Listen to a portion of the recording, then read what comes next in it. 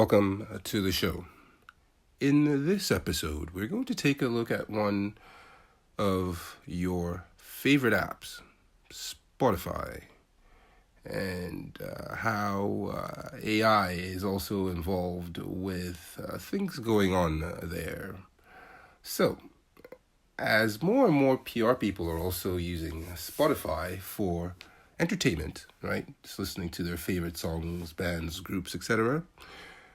People are also using it now for podcasts and things of that nature to get their show or their message or their themes out there. So let's take a look at this story and take a deeper dive in. Let's do it. Spotify has a fake band problem. It's a sign of things to come. These cover bands were farming millions of streams from unsuspecting listeners. If you ask their shareholders, Spotify is in a great place right now. Ask anyone else, and it's a mess of scams, tone-deaf CEO messaging, and lawsuits. One of the weirdest scams that recently came to light involves what else? AI-generated content. Here's the gist.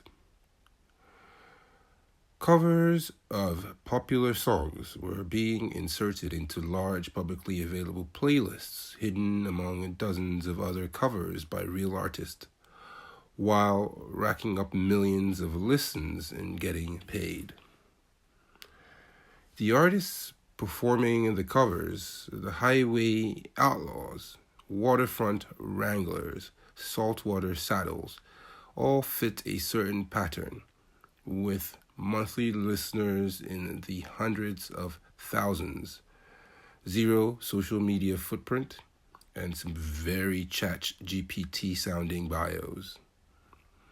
A group of vigilante Redditors initially found the pattern in bands covering country classics, but a wider look showed that there were groups covering songs across decades and genres. None of the bands had originals, but a group might cover the Red Hot Chili Peppers and Third Eye Blind, and then pivot to Linger by the Cranberries in the same record. If you didn't think the song was AI, you probably wouldn't suspect a thing. Third Eye Blind, one of my favorites. Apparently, this has been going on for several years with ambient music and with electronic music and jazz, said Callie Builder, the Redditor who posted the initial thread on r/country music and asked to be identified by their handle. I think the new thing here is that with AI being this consumer product, anybody can make a thing with vocals now. A lawyer for 11A, the label claiming to be working with the artists involved in the thread, said their client is properly paying royalties and has documents that show the involvement of human musicians.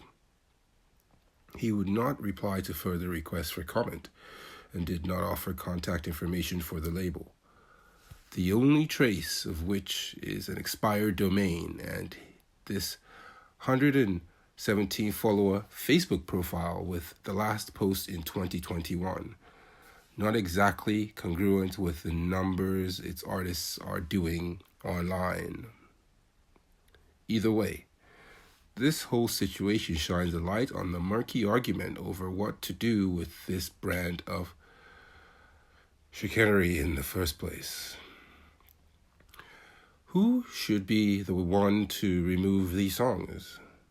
This time it wasn't Spotify. Spotify does not have a policy against artists creating content using auto-tune or AI tools, as long as the content does not violate our other policies, including our deceptive content policy, which prohibits impersonation, a spokesperson said in a statement. In this instance, the content was removed by the content providers. Content providers could be pretty much anyone on the artist side of things. The bands themselves, their management, the label. But Henderson Cole, an entertainment and music lawyer, suspects it might be the third-party intermediaries many artists use to upload and manage their music across streaming platforms. I think whoever actually distributes this might be nervous about the reports on it, and they might have taken it down, he said. People are finding better ways to exploit the streaming system because technically this isn't streaming fraud. If they're paying somebody to perform cover songs and using covers to pull streams, that's not illegal. It's just exploitative. There's a nuance there. Figuring out who exactly is getting exploited here is another mess. Hint, it's always the artist. Spotify doles out royalties from a pool of money, according to Cole. So if Post Malone got 1% of all the streams on Spotify this month, he and his record label would be owed 1% of that month's royalties.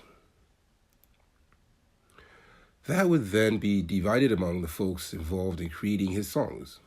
For a cover song, that would include a cut for whoever is being covered. But streaming services offer more of that cut to the song's new performer and their label, rather than the original artist. A lot of people don't realize this. But the government sets royalty rates, and then these streaming companies negotiate with the labels, distributors, artists, songwriters, and everybody based on those royalty rates, he said. So the songwriters might be getting some money, but probably not as much as they would like. And I'm sure they don't love that these crazy AI performances of their songs are out there. So, okay, maybe the government can get in there and sort things out. I don't know how you legislate any of this stuff, said Rick Beato, a musician, producer, and YouTuber who testified before a congressional committee about the intersection of AI and music in intellectual property, transparency, and copyright. It became apparent to me when I was sitting there in this meeting that it was impossible to come up with a consensus on this. Instead, Beato believes Spotify itself is already in the game, slipping both real and AI songs into playlists and harvesting listens to keep a larger percentage of the royalty pool for itself to maximize profits. So, there would really be an incentive for Spotify to police that from third parties because they want to be the ones doing it.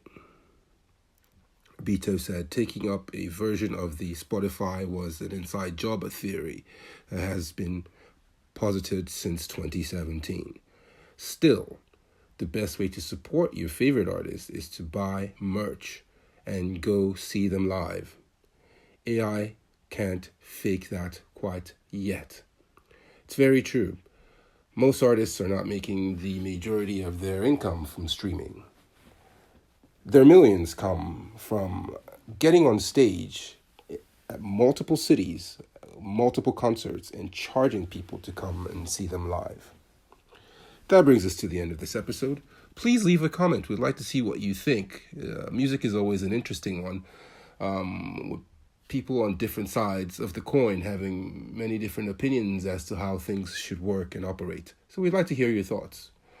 Make sure you subscribe, hit the like button, and head over to buymeacoffee.com/Samson King to make a small donation, which is always appreciated. And as always, thanks for stopping by, and we'll see you next time.